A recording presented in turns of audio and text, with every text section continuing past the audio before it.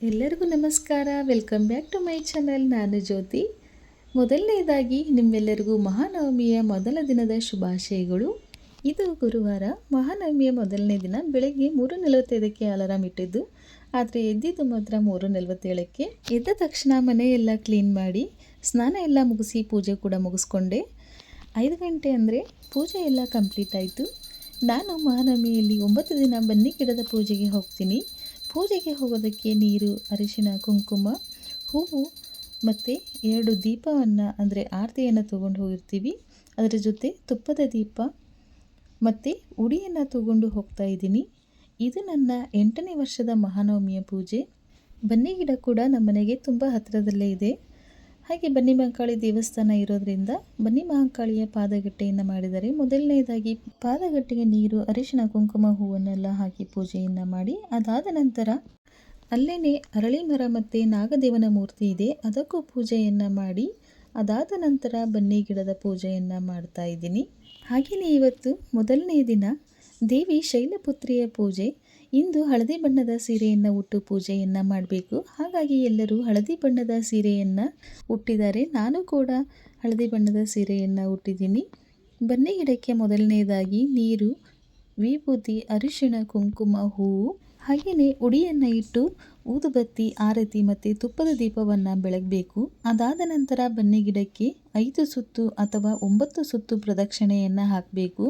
ಪ್ರದಕ್ಷಿಣೆಯನ್ನು ಹಾಕುವಾಗ ಶಮಿ ಶಮಿಯತೆ ಪಾಪಂ ಶಮಿ ಶತ್ರುವಿನಾಶಿನಿ ಅರ್ಜುನಸ್ಯ ಧನುರ್ಧಾರಿ ರಾಮಸ್ಯ ಪ್ರಿಯದರ್ಶಿನಿ ಕರಿಷ್ಯಾಮಾಣ ಯಾತ್ರಾಯ ಯಥಾ ಕಾಲಂ ಸುಖಮಯ ತತ್ರ ನಿರ್ವಿಘ್ನಂ ಕರ್ತೃತ್ವಂ ಭವ ಶ್ರೀರಾಮ ಪೂಜಿತ.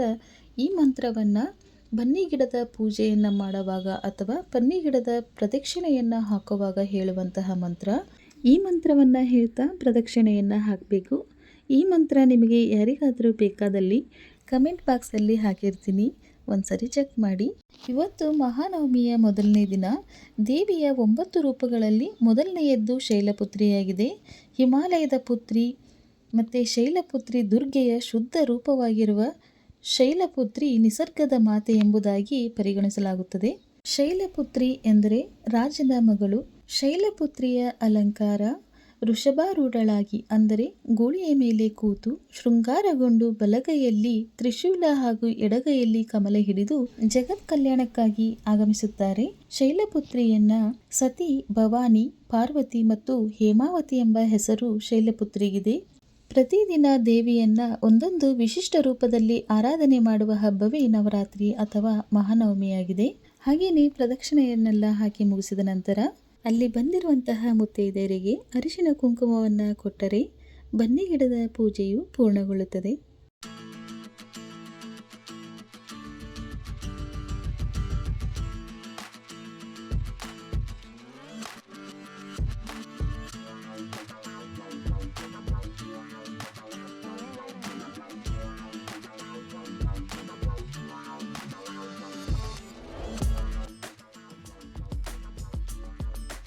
ಪೂಜೆ ಎಲ್ಲ ಮುಗಿಸ್ಕೊಂಡು ಮನೆಗೆ ಬರುವಷ್ಟರಲ್ಲಿ 6:30 ಆಗಿತ್ತು. ಹಾಗೆಯೇ ಮನೆಯಲ್ಲಿ ಲಲಿತಾ ಪಾರಾಯಣವನ್ನು ಓದಿ, ಹಾಗೆ ಇವತ್ತು ಗುರುವಾರ ಇರೋದರಿಂದ ಶ್ರೀ ಗುರು ರಾಘವೇಂದ್ರ ಸ್ವಾಮಿಯವರ ಮಠಕ್ಕೆ ಹೋಗಿ ಬಂದೆ. ಹಾಗೆ ನಾನು ನವರಾತ್ರಿಯಲ್ಲಿ 9 ದಿನ ಉಪವಾಸವನ್ನು ಮಾಡ್ತೀನಿ. ಟೀ ಕಾಫಿ ಏನು ತಗೊಳ್ಳೋದಿಲ್ಲ. ಹಾಗಾಗಿ ಡೈರೆಕ್ಟಾಗಿ ಸ್ಮೂತಿನ ಮಾಡೋಣ, ಸ್ಮೂತಿ ಕುಡಿದ್ರೆ ಆಯಿತು ಅಂತ ABC ಸ್ಮೂತಿನ ಮಾಡ್ತಾ ಇದ್ದೀನಿ. ಈ ಸ್ಮೂತಿ ಮಾಡೋದಕ್ಕೆ ನಾನು 2 ಆ್ಯಪಲ್, 1 ದೊಡ್ಡ ಬೀಟ್ರೂಟ್ ಮತ್ತು 2 ಕ್ಯಾರೆಟ್ನ ಈ ರೀತಿ ಚಿಕ್ಕದಾಗಿ ಕಟ್ ಮಾಡಿ ಬ್ಲೆಂಡರ್ಗೆ ಸೇರಿಸಿ ಇದನ್ನು ಬ್ಲೆಂಡ್ ಮಾಡ್ತಾ ಇದ್ದೀನಿ. ನೋಡಿ, ಇದು ಬ್ಲೆಂಡ್ ಆಗಿದೆ. ಇದನ್ನು ಒಂದು ಗ್ಲಾಸಿಗೆ ಹಾಕಿ 1 ಟೇಬಲ್ ಸ್ಪೂನ್ನಷ್ಟು ಅಗಸೆ ಬೀಜದ ಪೌಡರ್ನ ಸೇರಿಸ್ತಾ ಇದ್ದೀನಿ. ಈ ಪೌಡರನ್ನು ಮುಂಚೆನೇ ಪೌಡರ್ ಮಾಡಿ ಇಟ್ಕೊಳ್ಳೋಕೆ ಹೋಗಬೇಡಿ. ಈ ಪೌಡರನ್ನು ಫ್ರೆಶ್ ಆಗಿ ಪೌಡರ್ ಮಾಡಿ ಯೂಸ್ ಮಾಡೋದ್ರಿಂದ ಹೆಲ್ತ್ ಬೆನಿಫಿಟ್ಸ್ ತುಂಬಾ ಇದೆ. ಬೇಕಿದ್ರೆ ನೀವು ಅಗಸೆ ಬೀಜದ ಪೌಡರ್ ಬದಲಾಗಿ ಚಿಯಾ ಸೀಡ್ಸನ್ನು ನೈಟ್ ನೆನೆ ಇಟ್ಟು ಬೆಳಗ್ಗೆ ಇದಕ್ಕೆ ಮಿಕ್ಸ್ ಮಾಡಿ ತಗೋಬಹುದು.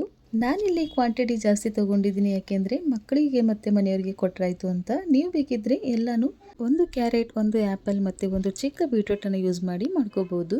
ಮತ್ತು ABC ಜ್ಯೂಸ್ದು ಬೆನಿಫಿಟ್ಸ್ ತುಂಬಾ ಇದೆ. ABC ಅಂದರೆ ಆ್ಯಪಲ್, ಬೀಟ್ರೂಟ್, ಕ್ಯಾರೆಟ್. ಇದು ಇತ್ತೀಚೆಗೆ ತುಂಬಾ ಫೇಮಸ್ ಆಗಿದೆ.